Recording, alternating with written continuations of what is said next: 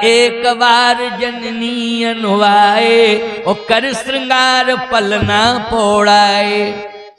बोलो उस ब्रह्म का श्रृंगार जब जन्म हुआ तो जन्म के बाद कौशल्या जी ने किया, लेकिन सबसे बड़े भक्त हैं कौन? भगवान शिव। इसलिए निर्गुण का श्रृंगार शिव ने किया है। निर्गुण का श्रृंगार किसने किया है? शिव ने। नैमिषारण्य में आया तब शिव ने श्रृंगार किया, और अयोध्या में आया तो जन्म के बाद माता कौशल्या ने श्रृंगार किया है। लेकिन इसके पहले तो शिव ने श्रृंगार किया है। कैसे किया आप जरा सुनते जाओ, भाव की बात है। क्योंकि मनुष्य शत्रुपा के पास आना है और दर्शन देना है, तो शिव जी ने किया है श्रृंगार। प्यारे भगवान वो ब्रह्म निर्गुण से सगुण होता है तो उसका रंग श्याम होता है। बोलो, जब निर्गुण से वो सगुण होता है तो उसका रंग कैसा होता है? श्याम रंग होता है। चाहे राम हो, चाहे कृष्ण हो, चाहे विष्णु हो, बोलो इनका रंग कैसा है? श्याम रंग है। अच्छा एक बात बताना जरा, लकड़ी किसी भी रंग की हो, लेकिन लकड़ी को अगर जला दिया जाए तो भस्म एक ही रंग की होती है। चाहे व्हाइट कलर की लकड़ी हो, चाहे पीले कलर की लकड़ी हो, चाहे नीले कलर की लकड़ी हो, चाहे हरे कलर की लकड़ी हो, लेकिन जब वो आग को सौंप दी जाती है तो भस्म हो जाती है, तो रंग एक हो जाता है। हो जाता है कि नहीं हो जाता? रंग एक। अच्छा वो रंग कैसा होता है? जल्दी बोलो। श्याम रंग। कैसा रंग होता है? जल्दी बोलो। श्याम रंग होता है। एक गोरा आदमी का शरीर छूटा, उसी समय एक काले आदमी का शरीर छूट गया और दोनों को मरघट पर ले गए। लोग कह रहे थे भैया ये गांव का सबसे गोरा था, दूसरे लोग कह रहे थे ये गांव का सबसे काला रंग वाला व्यक्ति था। तो एक का रंग काला है, एक का रंग गोरा है। एक ही समय दोनों पैदा हुए, एक ही समय दोनों मृत्यु को प्राप्त हुए, एक ही मरघट पर पहुंच गए और एक ही समय दोनों का अग्नि संस्कार हुआ। लेकिन जब जलने के बाद लोग देखने गए तो भस्म का दोनों का रंग एक हो गया। पता ही नहीं चला कौन गोरा कौन काला। क्यों भाई? कौन गोरा और कौन काला खता।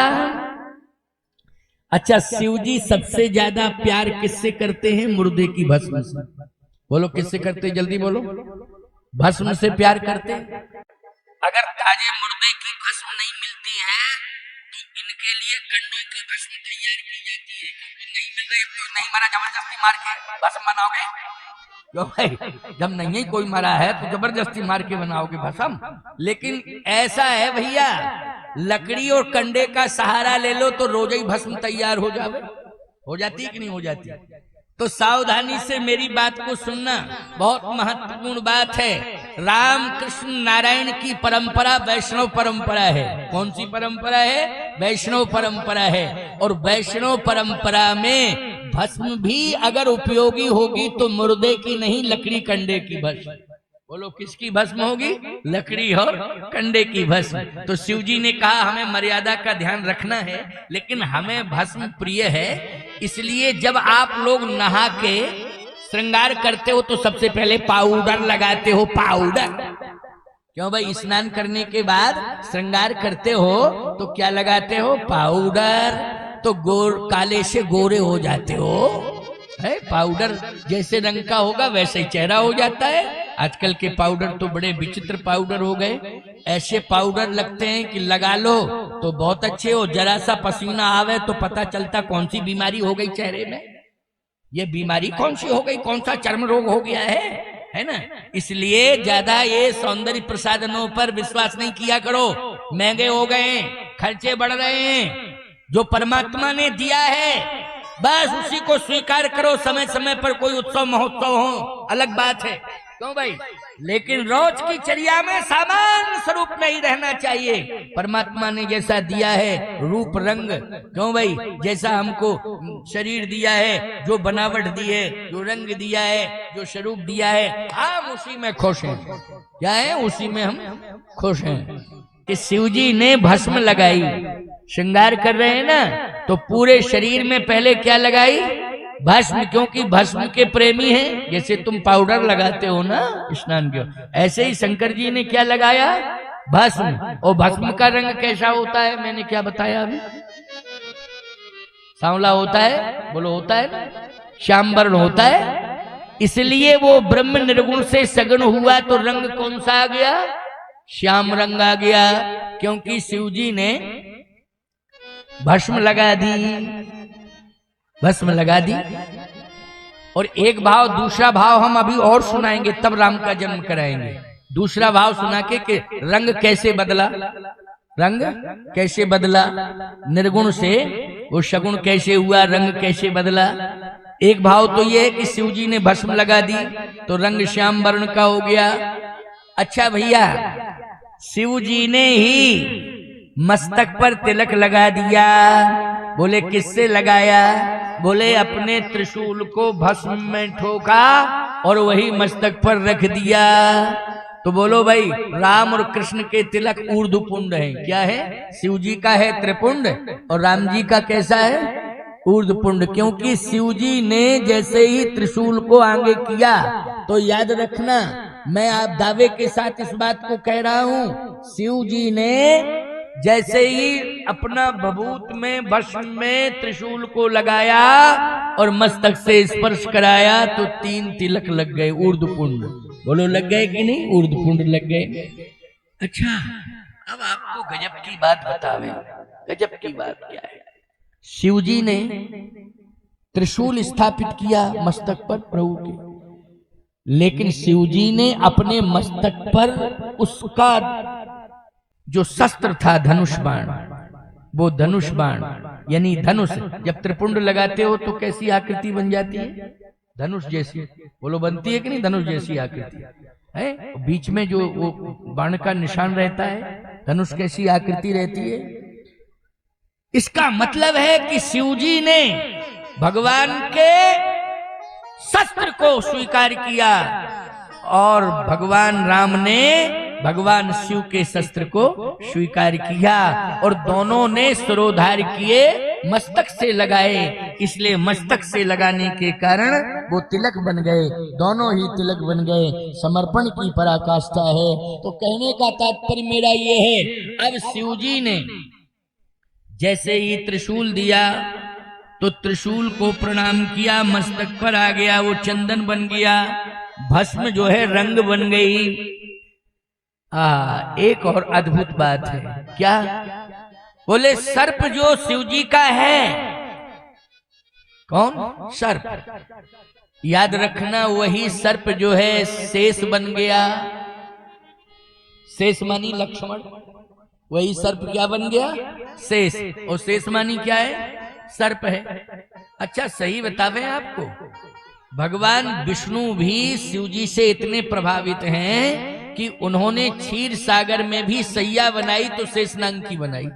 बोलो बनाई कि नहीं। अच्छा, आपके कमरा में सोने वाले बेड पर सांप ही बैठ जाए तो नींद नहीं आएगी जिंदगी भर उस कमरे में, बोलो आएगी क्या, नहीं, बैठ भर जाए। लेकिन भगवान विष्णु बोलो किस पर लेटे रहते हैं, जल्दी बोलो, शेष सैया पर लेटे रहते हैं। अच्छा, छाया कौन करता है, आप सो रहे हो, सांप फनफना करके आ जाए ऊपर, तो बोलो क्या होगा, भागोगे कि यही कहोगे स्वागतम स्वागतम स्वागतम, आइए आपका बहुत स्वागत है, स्वागत है, बहुत अच्छे आए है?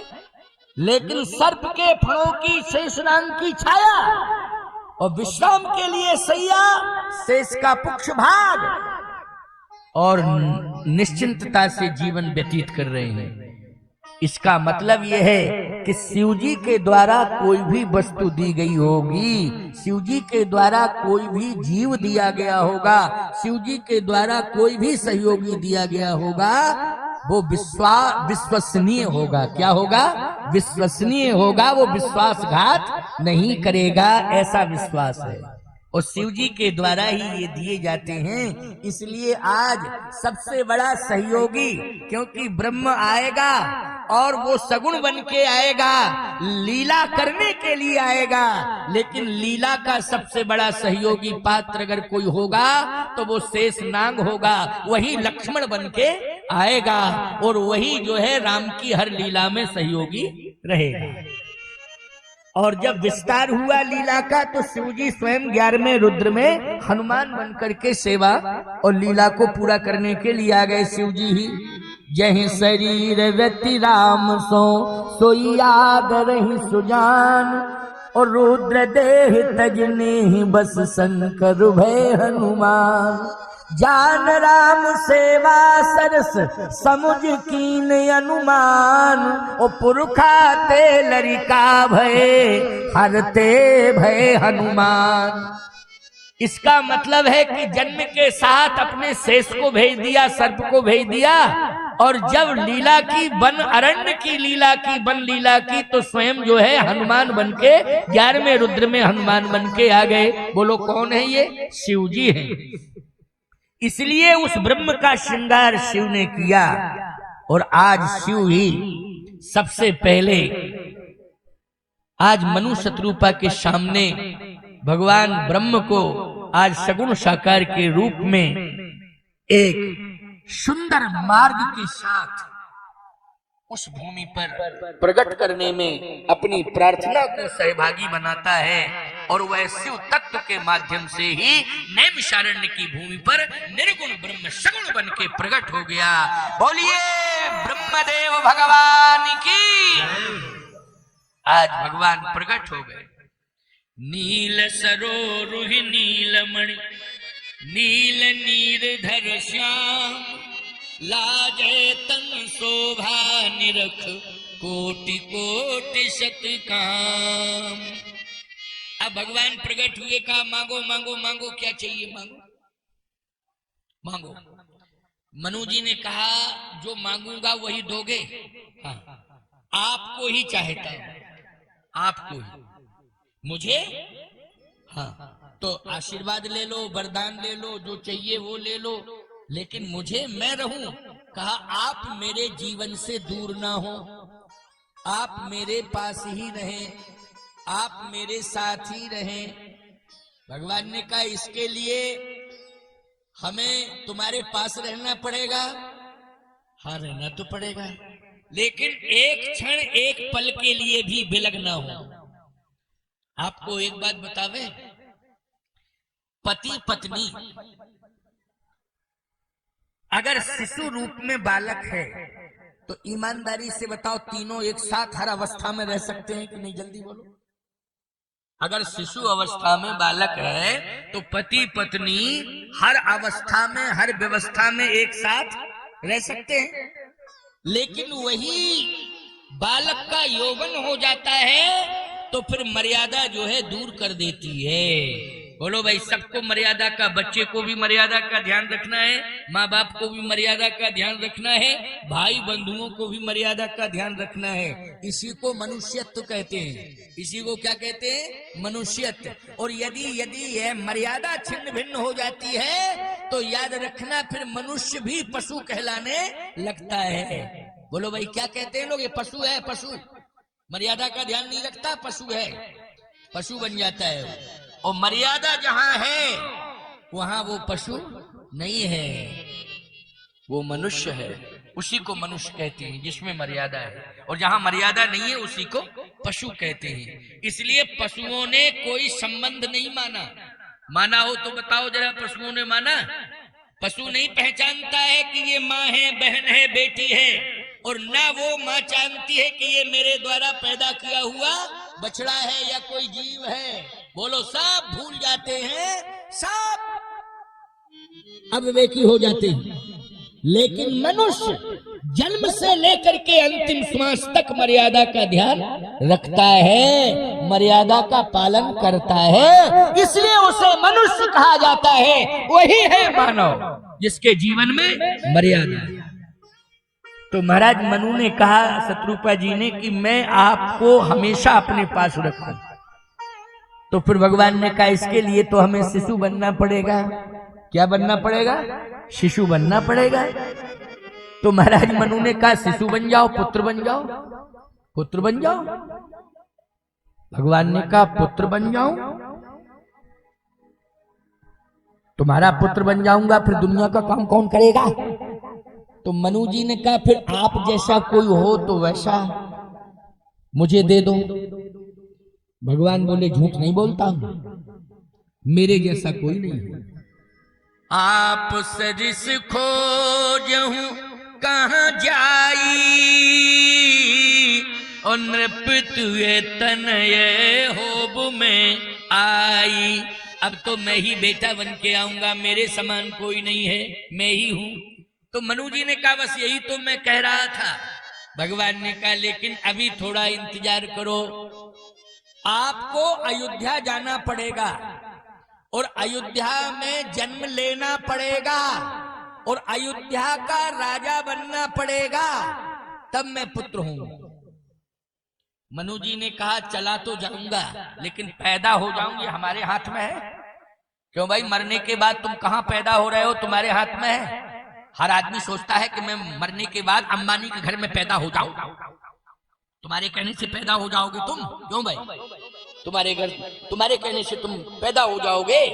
नहीं नहीं, तुम्हारा कर्म, तुम्हारा प्रारब्ध तुम्हें ले जाएगा। किस योनि में जा रहे हो? योनि भी बदलती रहती है ना। आखिर 4,84,84 लाख योनियां हैं। कर्म के अनुसार योनि मिलती है और भटकना पड़ता है, भोगना पड़ता है कर्मों का फल। कर्मण्येवाधिकार रस्ते मां फलेषु कदाचन, कर्मों का फल भोगना ही पड़ता है। कर्म जैसा जीव करेगा परमात्मा वैसा फल देता है, ये उसका नियम है।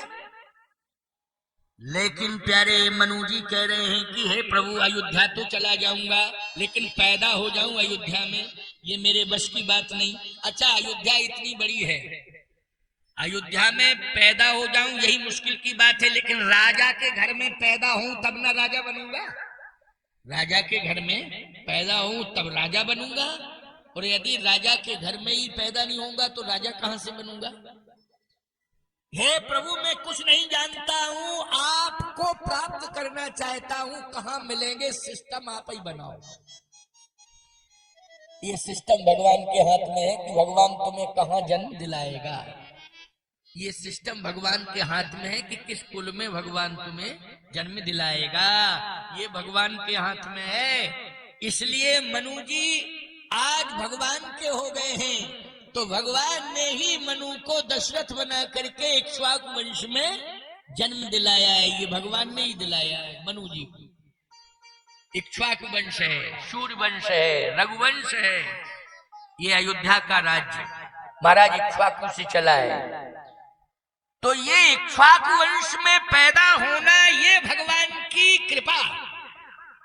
इक्ष्वाकु वंश में पैदा होना, इक्ष्वाकु वंश की विशेषता क्या है कि भगवान वहां भेज रहे।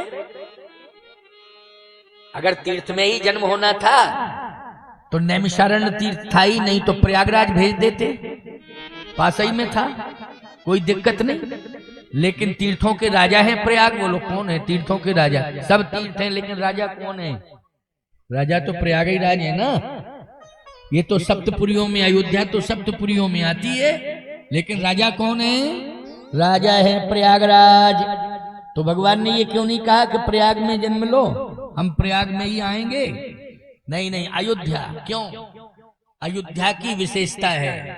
अब सुनो, विशेषता यह है कि इतने काम जहां होते हैं वही भगवान आते हैं, और उन्हीं को भगवान कहते हैं। क्या क्या? बोले गौ सेवा, संत सेवा, देवताओं की सेवा यज्ञ के माध्यम से, गौ सेवा गौशाला के माध्यम से, संत सेवा, संत जिसके घर में आवे, जेवत संत हरिहर करे धन पुरुषन के भाग, और तिनके ग्रह पावन भये संत पधारे आए। आजकल लोग कहते हैं संत मिलते कहाँ? मिलते ही नहीं है संत। अच्छा, संत ही कहें, भक्त कहाँ मिलते हैं? मिलते ही नहीं भक्त। लो, दोनों ने अपनी पंचायत निपटा ली कि नहीं निपटा ली? बोलो भाई, निपटा ली। तुम कहते हो संत मिलते कहाँ? और संत ही कह रहे हैं कि यार भक्त ही नहीं मिलते, भक्त मिलते कहाँ है? तो भक्त भी हैं और संत भी हैं। अपनी अपनी जिम्मेदारियों को समझो, अपने अपने कर्तव्य को समझो। कौन कहता है कि संत नहीं है, और कौन कहता है कि संत जो है किसी के घर नहीं जाते हैं? संत घर नहीं जाते हैं। हम चित्रकूट छोड़ के चले आए यहाँ तुम्हारे यहाँ। बोलो ये गांव ही तुम्हारे घर सबके किस गांव में बने? इसी गांव में बने कि नहीं बने? बोलो भाई कहां बने तुम्हारे घर? इसी गांव में तो बने। हनुमान जी को भी तुमने यहीं बिठा दिया है, आज हमें भी बुला के यहाँ बिठा दिया व्यासपीठ पे। बोलो गांव में बिठाया कि नहीं तुमने? हनुमान जी को गांव में बिठा दिया। और याद रखना प्यारे, हर गांव के लोगों ने अपने अपने गांव में हनुमान जी को बिठाया खेरापति के रूप में। बोलो बैठे ना हर गांव में हनुमान जी। ये तुम्हारी भक्ति ने ही बिठाया है। हम कैसे इस बात को कह सकते कि तुम्हारे अंदर भक्ति नहीं है? तुम्हारी भक्ति ने हनुमान जी को बिठाया। तुम्हारी भक्ति ने ही आज तीर्थ से, कहां से आए? चित्रकूट से। ऐसा धाम छोड़ करके यहाँ आ गए हैं? आ गए कि नहीं आए? कहां आ गए? सिमरिया में। बोलो बैठे हैं कथा कह रहे हैं। इतना बड़ा तीर्थ है, जितने लोग तुम बैठे हो इससे कई गुने ज्यादा लोग दिन भर में दर्शन कर लेते हैं कामदानाथ जी का। प्रमुख द्वार में चित्रकूट में भीड़ रहती है, प्रमुख देवता है वहां के। जैसे नैमिषारण्य में जाओ तो ललिता अम्बा के मंदिर में, ललिता देवी के मंदिर में भीड़ लगी रहती है ना, लगी रहती है कि नहीं? क्योंकि वहां की मुख्य देवी हैं, अधिष्ठात्री हैं। और ऐसी चित्रकूट जाओ तो कामतानाथ जिसके हम पीठाधीश्वर हैं, ऐसी तो भीड़ लगी रहती है। अयोध्या जाओ राम जन्मभूमि, राम मंदिर में जन्मभूमि पर भीड़ लगी रहती है। बद्रीनाथ जाओ तो बद्रीनाथ के मंदिर में, जगन्नाथ जाओ तो जगन्नाथ के मंदिर में भीड़ लगी रहती है कि नहीं? ऐसे ही तो कामदानाथ जी है चित्रकूट के, जहां राम जी 11.5 साल तपस्या किए, वही तो कामदगिर है। लेकिन हम इतनी बड़ी पीठ को छोड़ के यहाँ आ गए। क्यों आ गए? भक्ति के कारण। बुला लिया तुम्हारी भक्ति ने। अब कैसे हम कहेंगे कि भक्ति नहीं है? हाँ, अब तुम हमको संत नहीं मानो तो हम तुम्हें भक्त नहीं मानेंगे। नहीं मानेंगे, काय को मानेंगे तुमको भक्त है? या तो तुम संत मानो कि संत हमारे यहाँ आए। क्या मान रहे हो? लकड़बग्गा कि साधु? अरे भाई साधु को साधु कहना पड़ेगा, ये तो भाव रखना पड़ेगा। संत मानो, भक्त माने। तुम्हारी भक्ति के कारण हनुमान जी आए, हम भी आए, महात्मा आए, सब आएंगे। क्यों नहीं आएंगे? प्यारे, कलिकाल में जितना ये सब हो रहा है यही बहुत है। कल जुग जोग जग नहीं ज्ञाना, एक आधार राम गुण गाना, एक आधार राम गुण गाना। बस एक ही आधार है ये राम गुण गायन। बोलो यही राम गुण गायन हो रहा है कि नहीं हो रहा है? ये कथा ही तो राम गुण गायन है। एक आधार राम गुण गाना। तो आज महाराज मनु की भक्ति कहां पहुंचा रही है? अयोध्या, उस वंश में। किस वंश में भक्ति पहुंचा रही है? इक्ष्वाकु वंश में। बोलो तुम्हारी भक्ति जो है तुम्हें पहुंचाएगी जो तुम सोच रहे हो कि हमें ये मिल जाए, ये मिल जाए, ये मिल जाए, ये मिल जाए, ये मिल जाए, ये मिल जाए। ये कौन पहुंचाएगी? बोलो तुम्हारी भक्ति पहुंचाएगी। भक्ति तुम्हारा मनोरथ पूरा करेगी। ये तुम्हारी 2 टके की जीव नहीं कि लप लप लप लप लप लप कर दिया है नहीं। ये 2 टके की जीव नहीं, भक्ति का खजाना होगा तो बोलने की और मांगने की जरूरत नहीं पड़ेगी। अपने आप मनोरथ पूरा हो जाएगा, अपने आप मनोरथ पूरा हो जाएगा। तो आज भगवान ने कहा तुम्हारी भक्ति तुम्हें ले जाएगी, क्योंकि सबसे ज्यादा गौ सेवा होती है वहां इक्ष्वाकु वंश में। कितनी गौ सेवा का? 1.25 करोड़ गौओं का नित्य पूजन होता है। 1.25 करोड़ गौओं को ग्रास दिया जाता है, भोजन। 1.25 करोड़ गौओं की सेवा नित्य होती है। बोलो 1.25 करोड़ संख्या कितनी होती? बहुत होती कि नहीं? 1.25 करोड़ बहुत होती ये गौ सेवा। और नित्य प्रति यज्ञ होता है, देव पूजन। और संत आते हैं, क्योंकि जहां पर यज्ञ होता है वहां पर संत आते हैं। बोलो आते हैं कि नहीं? यज्ञ होता है तो संत आते हैं। देखो यहाँ कथा हो रही है, ज्ञान यज्ञ है, ये भी यज्ञ ही है। संत साधु संत बैठे हैं ना, ज्ञान यज्ञ है ना, तो साधु संत आए। अच्छा नहीं होता ज्ञान यज्ञ तो क्या करते तुम्हारे यहाँ आके? क्या करते? संत तो तभी आते हैं जब कोई आध्यात्मिक आयोजन होगा, धार्मिक आयोजन होगा, तभी साधु आएंगे। क्यों भाई? और तुम्हारे यहाँ कोई पारिवारिक आयोजन होगा तो रिश्तेदार आएंगे तुम्हारे। क्यों भाई? कौन आएंगे? नाते रिश्तेदार सगे संबंधी ये सब आएंगे। लेकिन साधु संत आएंगे कब? जब धार्मिक कार्य होगा तभी आएंगे। इसलिए आज हम भी आ गए, ये महात्मा बैठे हैं श्रोता बन की कथा सुन रहे, ये सब आ गए, और तुम भक्त हो इसलिए तुम भी आ गए हो। तुम क्या हो? भक्त हो, इसलिए हम प्रमाण पत्र दे रहे हैं भक्ति का, भक्ति का, कि तुम कथा सुन रहे हो, यही भक्ति है। क्योंकि आपको महाराज कथा सुनना भक्ति है। प्रथम भगति संतन कर संगा, और दूसर रति मम कथा प्रसंगा। बोलो सिद्ध कर दिया कि नहीं कर दिया? ये भक्ति कर रहे हो, तुम कथा सुन रहे हो, भक्ति हो रही है। इसलिए ये भी भक्ति है, संतों का दर्शन, उनकी वाणी से कथा सुनना।